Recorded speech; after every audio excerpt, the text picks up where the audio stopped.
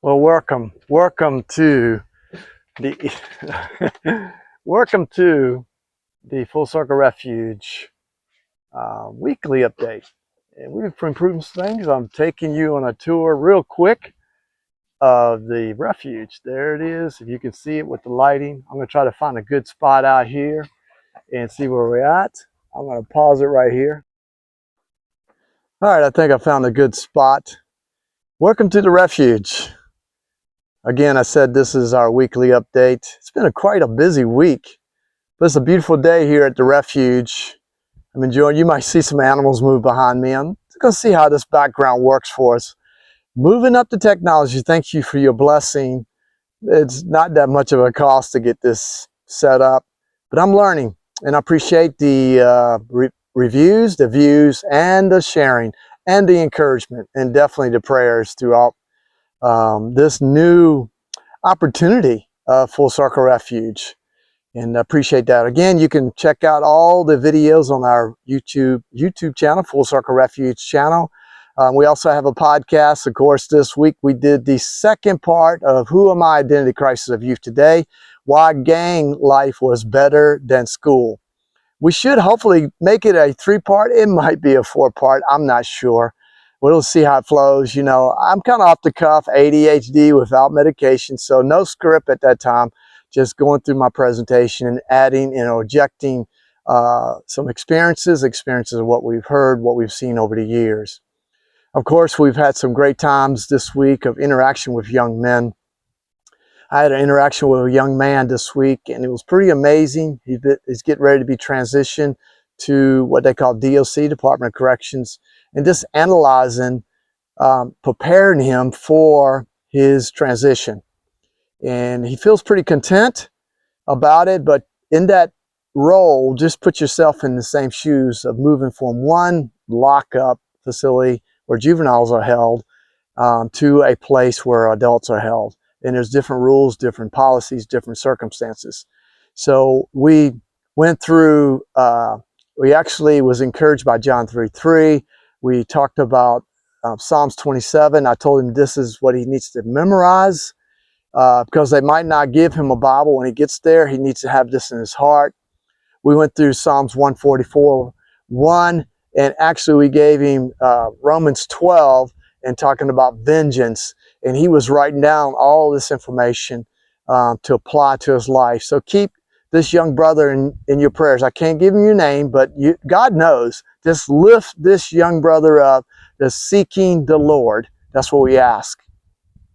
So with the other things that happened this week, of course, 1 degree at a time is over the hump, in a sense. There goes Mr. Coda back in the back. You might hear some coats in the back. It's pretty unusual here at the refuge this week.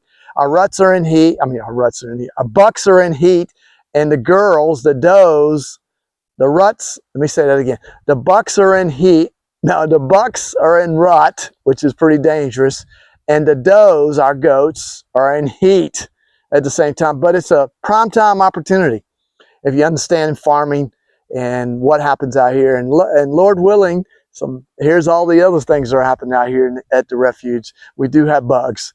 And Lord willing, February of 2026, we'll have some more kids. That's what we call them, baby goats.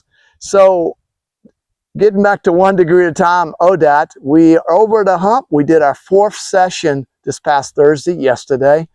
And it was very beneficial because now these kids, these young men know that we are for real and we're going to be there. But they actually open up a little bit more. But it's always a challenge. And this one was on the gang mentality and dealing with that culture. And one of the statements that really rubs them wrong is 99% of gang members are poor. And we go through this process of what it leads to, the end result. Because a lot of these guys, they're seeing money. It's fast money. It's coming from here, here, to here. And they understand this, and it's very limited. Think a teenager, understand where it goes to, and talking about benefiting of a legit job, having longevity in their lives, and actually extending their lives, and so just wargaming that over. It's actually a repetitive process that we deal with every week. But it was so encouraging to hear and real ideas, come out of their hearts, talking about what's happening in the streets because they're stereotyping, they're doing the same old thing. It was very powerful. I wish I could capture a lot of this information. But I'm giving you snippets of what I remember, old dude, remembering. But I just want you to know I came out of that hour, the hour of power, with these young men and knowing there's hope and that we planted seeds.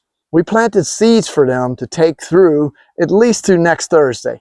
And next week we'll tie this all up, and the week after that we'll do what we call a rites of passage to manhood. It's a very opportune time. I hope to have a live video of this so we can share with each one of you all that support us, pray for us. Thank you to prayer warriors. You intercessors are out there praying for us on a daily basis. You don't know what we're feeling here in Full Circle Refuge and at the Refuge. I just honor you of stepping up to come alongside who we are.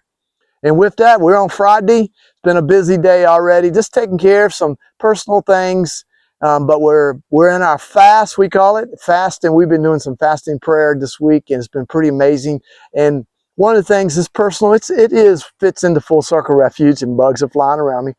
That one of the things we found out doing our fasting and prayer time on Wednesday, and we sent out texts to a good amount of people. I want you to know that humans are fragile people, and we don't get just a mundane request, pray for me, have a good day. It's detail, and we've seen God move in these prayer requests already during that time of fasting and praying. So I'm so grateful that God allows us to honor him with our sacrifice, And today it is again, but we are praying personally for us. And we're praying that God, during this significant times of the week, I know if you've been on the rock, you don't know what's been happening. I know yesterday was 9/11. The day before, we lost a patriot, a martyr for Christianity, Charlie Kirk. And I really didn't know the man, but I've watched him several times, this debate and challenge, stir, convict folks. And today, myself and son, my queen, we prayed that God would give us avenues to be light and salt. I ask you right now to be light and salt.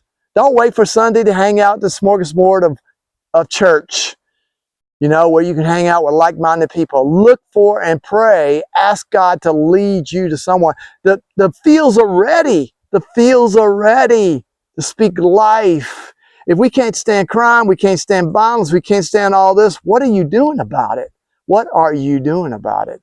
That's what I've challenged you right now as you're praying for Full Circle Refuge, praying for our weekend, as we go into our Sabbath, and of course the Lord's Day. We celebrate Resurrection Day on Sunday with our family of God at a place of worship. Remember, we are the church that goes to a place to worship and celebrate and be challenged, edify others into the fold of Christ. That's what Full Circle Refuge is doing every week in the streets, in the miry pits, in the lockup, and one-on-one. We have sometimes on the front porch. You saw me last week. We do some rocking chair counseling. If you'd like to come over, hey man, just let us know. You can contact us through our website, email, or you can text us if you have that information. With that, thank you.